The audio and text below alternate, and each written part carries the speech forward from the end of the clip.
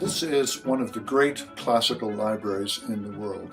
It has an enormous stock of materials, some 150,000 books, 22,000 journals and periodicals, over 700 subscriptions, and all of this available on open shelves. The Institute of Classical Studies is one of a number of research institutes that form part of a School of Advanced Study, funded by the UK government to promote research in the humanities. The library's been really crucial to the Hellenic Society and the Roman Society since they were founded. The Hellenic Society was founded in 1879, and already it was establishing a book collection the following year. The Roman Society came on the scene in 1910, but actually even in 1904 the Hellenic Society's book collection was celebrated as being a fantastic resource for its members. It's really an international resource now. It's one of the most important classical libraries in the world. I've always seen it as a fundamental aspect of being an academic, is to speak to the wider world about why it is we study these subjects and why they're so relevant and important to the world we live in. And of course that work is underpinned fundamentally by research. And so it's here in this library where I sit working, first trying to get those pictures clear in my mind about what the ancient world was really like, what made it tick, how did it smell, taste, how do you get under its skin. And so here, in this library, is where the images and ideas that I want to communicate to the wider world are really born. It's also been the home of some wonderful discoveries. Research is going on here all the time. Probably the most famous event associated with this library is the decipherment of Linear B. Linear B wasn't deciphered until 1952 by the architect Michael Ventris, who was able to show that, in fact, the script represented an early form of the Greek language. In particular, it's a resource where there are staff who actually know about these books. It's not a huge library without specialist knowledge. There are librarians who know this material intimately, and that's really why it's so incredibly useful for scholars working in the field. We've got a really large collection of books here. We've got over 150,000 books and bound periodicals at the moment. A lot of the material that we have here is both unique at the point that we purchased it or otherwise acquired it, and even remains unique. A lot of the books that we acquire here, no other library in the UK will acquire. We've got exchange partners in 58 countries at the moment, and about 2/3 of our periodical collection comes by exchange for the Society's journals.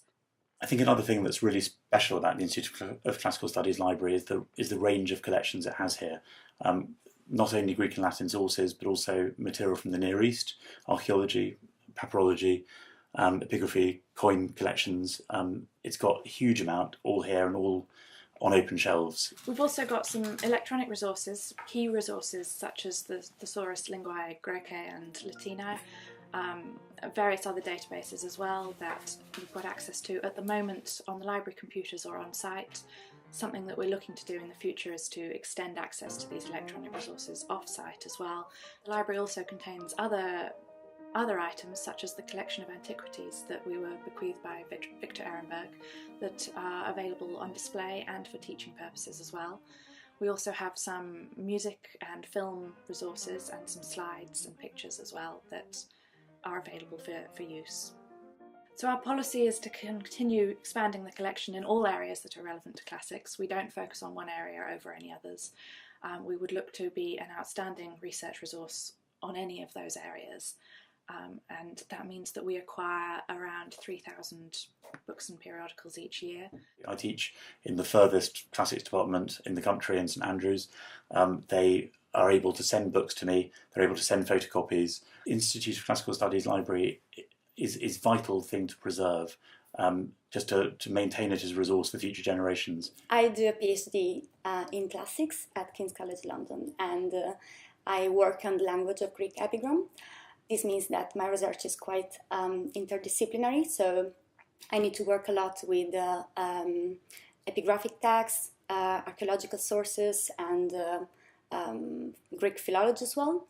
And this library is the perfect place to do this kind of things. What makes the library so great, it's not just a reference library, it is a library where you can actively come here and you can actively research and write, which I think is fantastic. But I also hope very much that the library continues to offer that collaborative space. I think it's a fundamentally important thing that I can come here and I can meet colleagues from different universities around the country, from indeed around the world. And I can also meet here with students, my own PhD students as well as students of other universities. It's as a result here that you get that fantastic excitement and energy that comes from the discussion of ideas. So I see this library fundamentally as not just a place in which to consult books and find information, but also a place in which you generate the energy to go on and discuss and develop your next set of ideas that will go on to create the next books and the next level of information for future generations. So I've been coming here for 30 years, yeah.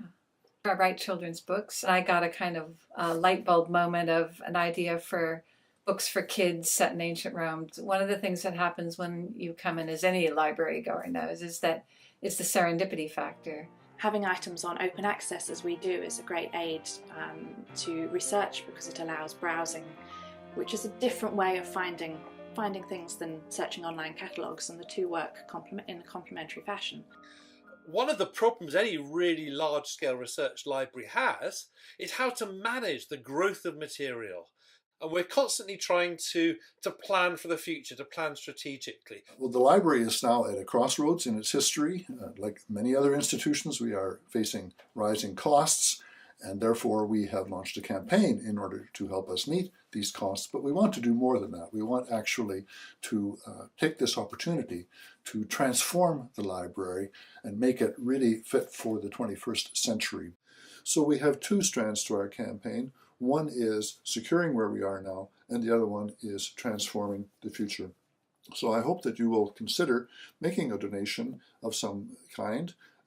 There's information about how to do that on our website, or to become involved in some other way in our campaign.